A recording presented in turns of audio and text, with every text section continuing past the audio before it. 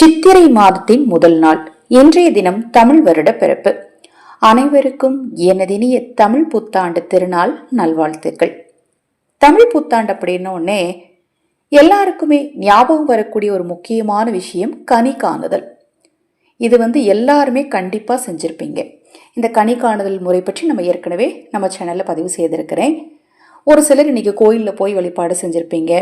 ஒரு சிலர் பார்த்தீங்கன்னா தான தர்ம காரியங்களில் ஈடுபட்டு அந்த விஷயங்களையும் செய்திருப்பீங்க.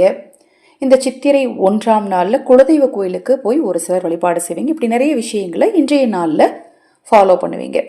எப்படி ஆங்கில புத்தாண்டில் நம்ம ஒரு விஷயங்களை இனிமேல் இதை செய்யணும் இதை செய்யக்கூடாது அப்படின்னு ஒரு முடிவு எடுப்போம் இல்லையா?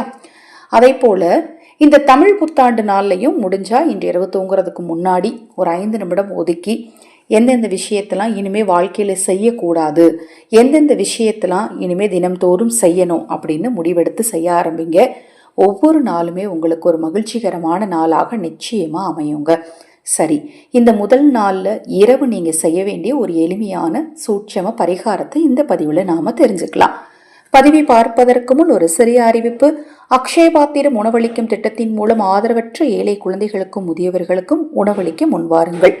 மேலும் உங்கள் தனிப்பட்ட பிரச்சனைகள் எதுவாக இருந்தாலும் சரி, அந்த பிரச்சனைகளுக்கு ஏற்ற முறையான பரிகாரங்கள் செய்து கொள்ள விரும்பினாலும் 9344692042 இந்த வாட்ஸ்அப் எண்ணுக்கு தொடர்பு கொள்ளுங்க. ஒன்றும் இல்லைங்க, ஒரு நிறை சொம்புல தண்ணீர் எடுங்க, அதில் சிறிதளவு மஞ்சள் தூள் போடுங்க, ஒரு ஏலக்காய், ஒரு கிராம்பு, ஒரு 5 ரூபாய் நாணயம் போட்டு உங்கள் படுக்கை அறையில், நீங்கள் தூங்கக்கூடிய அறையில் ஏதாவது ஒரு இடத்துல வைங்க. மறுநாள் காலையில் அந்த தண்ணீர் எடுத்து குளிக்கிற தண்ணீரில் கலந்துட்டு அந்த 5 ரூபாய் நாணயத்தை எடுத்து யாருக்காவது தர்மம் பண்ணிடுங்க. பொருளாதார ரீதியான பிரச்சனையும் தீரும், மன குழப்பங்களும் நிச்சயமாக தீருங்க. இந்த ஒரு சூட்சமத்தை இன்று இரவு தவறாமல் செய்யுங்க. இது போன்ற எண்ணற்ற விஷயங்களை தொடர்ந்து நீங்கள் தெரிஞ்சுக்கணும் அப்படின்னு விரும்புனீங்கன்னா தொடர்ந்து நம்ம சேனலை பாருங்கள். ஹரஹர சங்கர ஜெய ஜெயசங்கர. மகாபெரிவா திருவடி பாதம் சரணம் சரணம். நல்லதே நடக்கட்டும்.